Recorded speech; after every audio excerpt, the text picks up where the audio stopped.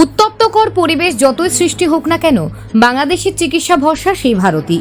দুই দেশের সেনাবাহিনীর তৎপরতায় অসুস্থ রোগী বাংলাদেশ থেকে এলো ভারতে। উত্তপ্ত পরিস্থিতি রয়েছে বাংলাদেশে। শেখ হাসিনার সরকার পড়ে গিয়েছে ইস্তফা দেওয়ার সাথে সাথেই পরিবারকে নিয়ে ইতিমধ্যেই দেশ ত্যাগ করেছে বাংলাদেশের প্রাক্তন প্রধানমন্ত্রী শেখ হাসিনা। তবে সরকার পড়ে যাওয়ার পরেও এখনো শান্ত হয়নি পড়শি দেশ। আর এরই মধ্যে দুশ্চিন্তায় পড়েছে বাংলাদেশ থেকে ভারতে আসা একাধিক বাংলাদেশি নাগরিকেরা। প্রতিদিন বহু বাংলাদেশিরা ভারতবর্ষে আসেন বিভিন্ন কারণে, তার মধ্যে অন্যতম কারণ চিকিৎসা। বাংলাদেশ থেকে ভারতীয় চিকিৎসা ব্যবস্থা অনেকটাই বেশি উন্নত। সেই কারণেই চিকিৎসা করাতে কলকাতা, বেঙ্গালুরু, হায়দ্রাবাদ ইত্যাদি বিভিন্ন স্থানে বাংলাদেশি নাগরিকদের আনাগোনা লেগেই থাকে গোটা বছর ধরে।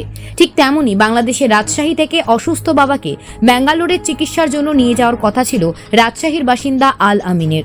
তবে দেশের উত্তপ্ত পরিস্থিতির জন্য তারা চিন্তায় ছিলেন ভারতে আসতে পারবেন কিনা।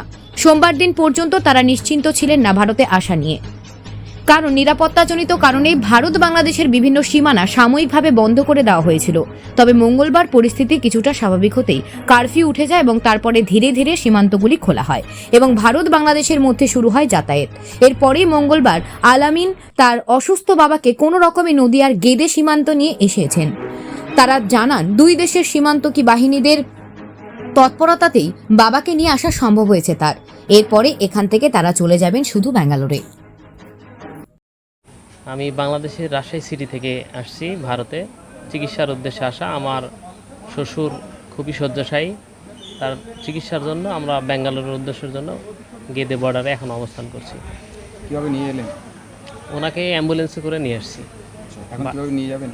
এখান থেকে হাওড়া পর্যন্ত অ্যাম্বুলেন্সে নিয়ে যাব, তারপর হাওড়া থেকে ট্রেন যোগে ব্যাঙ্গালোরে যাব। কতদিন ধরে সমস্যায় ভুগছেন? 3 থেকে 4 মাসের মতো এই সমস্যার ভুগতেছি। কী রোগ ওনার? ওনার ব্লাড ক্যান্সার, মাল্টিপল মাইলোমা, মেরুদণ্ড একদম ক্ষয় হয়ে গেছে। উনি উঠতেও পারে না, বসতেও পারে না। আপনি বাংলাদেশের সমস্ত চিকিৎসা সেটা টাকার ক্ষেত্রেও হয়তো বা অতটা করতাম না, কিন্তু দেখা গেল যে টাকা ঠিকই নেই তারা, কিন্তু চিকিৎসার কোনো ইমপ্রুভমেন্ট আমাদের সেরকমভাবে রুগী দিতে পারে না। বর্তমান কী পরিস্থিতি বাংলাদেশে? বর্তমান পরিস্থিতি আজকে অবধি ভালো, গতকাল রাত পর্যন্ত খুব খারাপ ছিল।